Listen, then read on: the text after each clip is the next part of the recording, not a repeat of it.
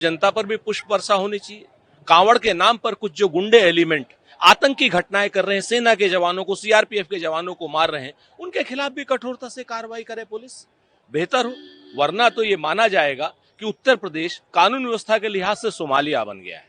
उत्तर प्रदेश की सरकार पुलिस प्रशासन को कानून व्यवस्था को दुरुस्त न करने की जगह कांवड़ के यात्रियों के पैर दबाने के लिए, या वो जो गुंडे एलिमेंट कांवड़ में घुस आए हैं, मैं धार्मिक लोगों को नहीं कह रहा हूं, गुंडे एलिमेंट जो कांवड़ में घुस आए हैं, उनको सेवा करने के लिए क्या पुलिस को लगाएंगे? कांवड़ की यात्रा में पुष्प वर्षा हो, लेकिन इसके साथ साथ प्रदेश कानून व्यवस्था से भी सुसज्जित हो, लोगों के ढाबे न लूटे, लोगों की पेंट खोल करके उनका धर्म न चेक किया जाए। ये सरकार की ज्यादा बड़ी जिम्मेवारी। देखिए, पूरी तरीके से देश का संविधान खतरे में है। चुनाव आयोग जिस तरीके से एक पक्षीय कार्रवाई कर रहा है, उसके लिए सिर्फ बिहार ही नहीं, पूरे देश को चेतना चाहिए, पूरे देश को चेतना चाहिए। बल्कि मेरा तो कहना यह है कि भारतीय जनता पार्टी के जो लोकतांत्रिक लोग हैं, उनको भी चेतना चाहिए, क्योंकि आज आपकी सरकार है, कल किसी और की सरकार होगी। चुनाव आयोग अगर निष्पक्ष रहेगा तो सभी दलों को समान अवसर मिलते रहेंगे। जिस तरीके से चुनाव आयोग और भारतीय जनता पार्टी कथित रूप से बेईमानी करने का प्रयास कर रही हैं, उसके लिए एक बड़े जन जागरण की आवश्यकता है। और इंडिया गठबंधन के सारे नेताओं को तेजस्वी जी ने खत लिखा, ये बहुत अच्छी बात है, इसका पूरा समर्थन होना चाहिए। बल्कि मेरा तो कहना यह है कि उस खत को भारतीय जनता पार्टी को भी पढ़ना चाहिए। देवादिदेव महादेव के सावन मास में मैं आप सभी का हृदय से अभिनंदन करता हूं। लाखों की संख्या में देश के कई राज्यों से शिव भक्त कावड़ के रूप में जल लेकर के कल से विभिन्न शिवालयों में जलाभिषेक करेंगे।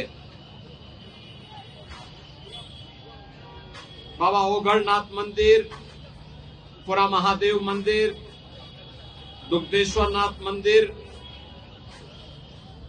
इन सभी मंदिरों में जलाभिषेक के साथ ही सावन मास में भगवान शिव के प्रति वे सभी लोग अपनी आस्था को व्यक्त करेंगे। इस अवसर पर हरिद्वार से पावन गंगा जल लेकर के आने वाले सभी शिव भक्तों का मैं हृदय से स्वागत करता हूं। मुझे बहुत अच्छा लगा है कि बड़ी श्रद्धा भाव के साथ कावड़ लेकर के चल रहे शिव भक्त, युवा हैं, बच्चे हैं, बुजुर्ग हैं, महिलाएं हैं, सामाजिक समता का उदाहरण प्रस्तुत करते हुए इस पूरे मार्ग पर श्रद्धा भक्ति के साथ आगे बढ़ रहे हैं। जो अपार श्रद्धा का भाव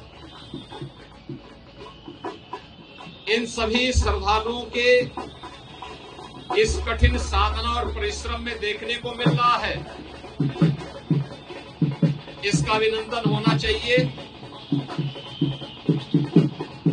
इसे प्रोत्साहित करना चाहिए।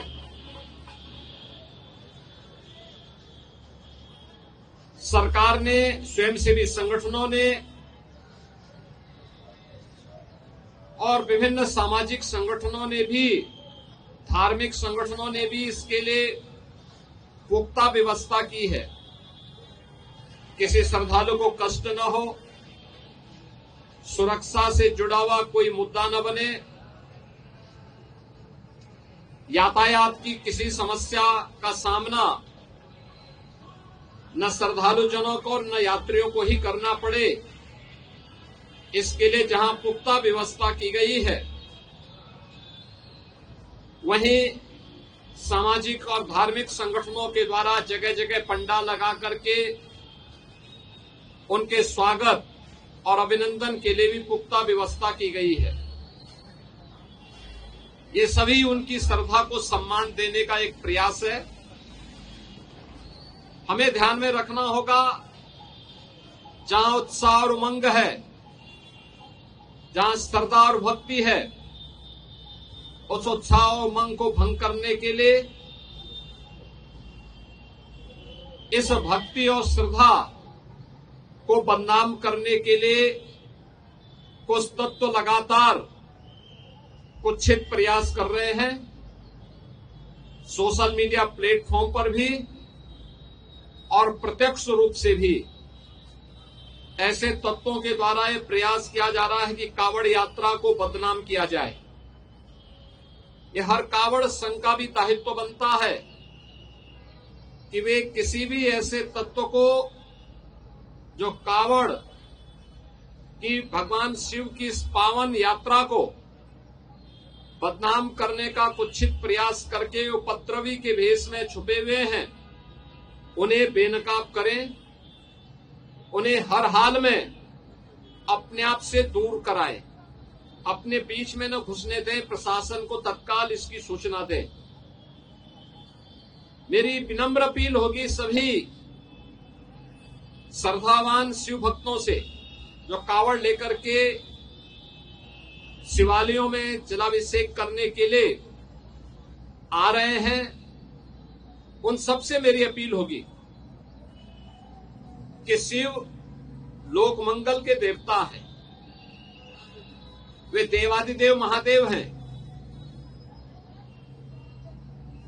लोक मंगल की उनकी कृपा सब पर समान रूप से बरसती है। हम सबका दायित्व बनना चाहिए,